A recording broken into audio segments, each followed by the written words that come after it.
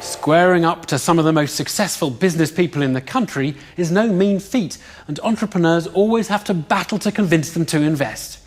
Lancaster-based duo Peter Harrison and Wesley Downham are next into the den, hoping to prove to the Dragons they have a secure proposal.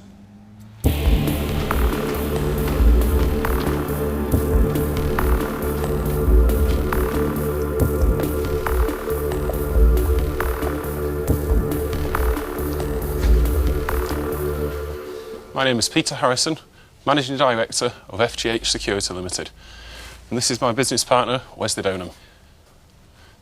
Today, we are looking for a £75,000 investment in return for a 10% stake in our company. We established the business in 2003, initially just to provide door supervisors to the Students' Union at Lancaster University. Since then, our service portfolio has grown right across the Northwest. Public sector clients include the NHS, several local councils, and Greater Manchester Fire and Rescue Service. Private sector clients include the Yates Group, Revolution Vodka Bars, and the Subway franchises. Our portfolio of services includes door supervision, security guarding, key holding, mobile patrols, and event security. In February of this year, we acquired Guardhall Security Group. Not just 2 weeks ago, we purchased the assets of another company to extend our services to include CCTV maintenance and CCTV installation and access control. We now have over 2,000 clients, 200 staff. Our turnover for 2009-2010, combined turnover was £2.4 million, with a net profit of £100,000. We believe that our unique selling point is the fact that we are unlike any other security company. We believe we are a breath of fresh air into the industry. Thank you for your time. Any questions, please? A very professional pitch from business partners Peter Harrison and Wesley Downham, who are asking for £75,000 to further expand their growing security company. Deborah Meaden has the question on everyone's lips. What are you doing here? What are you looking for? Why are you here? Some assistance would be help. I think we've actually taken risks, and sometimes those risks have been costly. And if somebody like yourselves could help us not take those risks again as we start getting into several millions of pounds turnover. Give me an example of a risk that you've taken that you would worry about. We used a debt collector agency, which we were sold by the salesperson, to be honest. And we made a decision to go with them, and it was several £1,000s, and it didn't work out for the price we paid for it. Okay, so you would have hoped that somebody with experience in that would have said to you. Can I just ask, what's your ambition? I think in the short term, it's just to look after the financials and do a good job for the clients. We're not just stereotypical bouncers on the door, you know.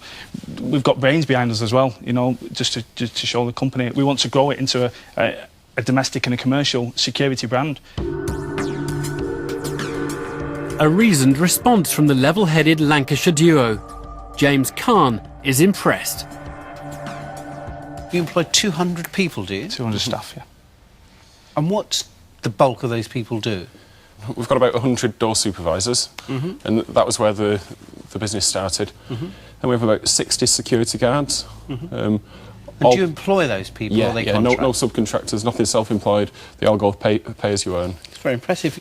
OK, what's your forecast going forward over the next 3 years? Next year, it's projected at a combined turnover of £3.4 million. Yep.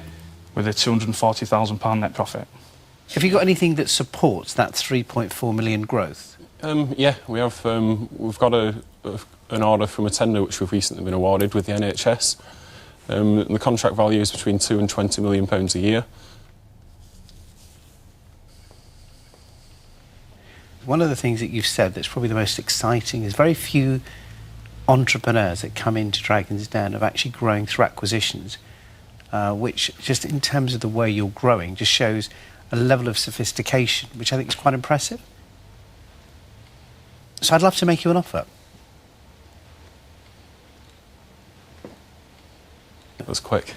I'm going to give you exactly what you want. I'll give you 100% of the £75,000 for the equity stake that you've asked. A dramatic early offer, and one that has laid down the gauntlet for the rival Dragons. How will Theo Paphitis respond? 75,000 quid. Yeah, that's fair. 10%. And that's fair from everything we've heard about the business. Where I have got a problem is that going to be enough interest for me to actually get involved with you and give you the knowledge, my experience, my contacts and everything else, and work closely with you? That's what I'm struggling with. What have you got to say about that? 10% is still going to be a sizable chunk. You know, you're going to have your money back within 3 years. After that, you should still have enough to, you know, buy a new car every year. Hopefully, fingers crossed. You know. Luckily, I'm not struggling with a new car every year. Yeah. So I'm okay. That's not going to inspire me. You know, going back to your original comment about perhaps, you know, 10% wouldn't be worth necessarily investing a lot of time and things. I don't think we need a lot of time, and you know we can close the deals, so we can sell ourselves if we had the right leads. Okay. Hi Peter, hi Wesley. I want to know a bit about your background and Wesley's background, and then how you met. It was really when I started as a door supervisor. As soon as I turned 18, that's what I wanted to do. I knew when I was 17 it was going to be a good earner. Yeah. So you knew you wanted to stand in a door while people attacked you with broken glasses, abused you, spat at you. Hoping that it would turn into something else, yeah. And Wesley? Myself, I'm from a working class background. I was very poorly as a child for many years. I missed a lot of school, but, you know, I had determination. You know, I went out and ended up as a security guard, just stood on a retail store in the middle of Manchester, and I worked my way up. And at 23 years of age, I was a head door supervisor of the biggest club in Manchester, and that's where I met Peter. The Dragons have clearly warmed to Peter and Wesley, but they still have only one offer. Deborah Meaden looks like she's made up her mind. Well, guys, I'm going to tell you where I am. I mean, it's... Often I'm looking for reasons to invest in a business. And I found myself halfway through this pitch finding it very difficult to find reasons not to invest in a business. So I am going to make you an offer. But I kind of agree with what Theo said about the 10%. I'd like to feel there was more value that I could add. I've taken very small businesses to very big businesses, through to exits, through to private equity. So I think all of that, I certainly could add value. So I am going to make you an offer, but I want 15%.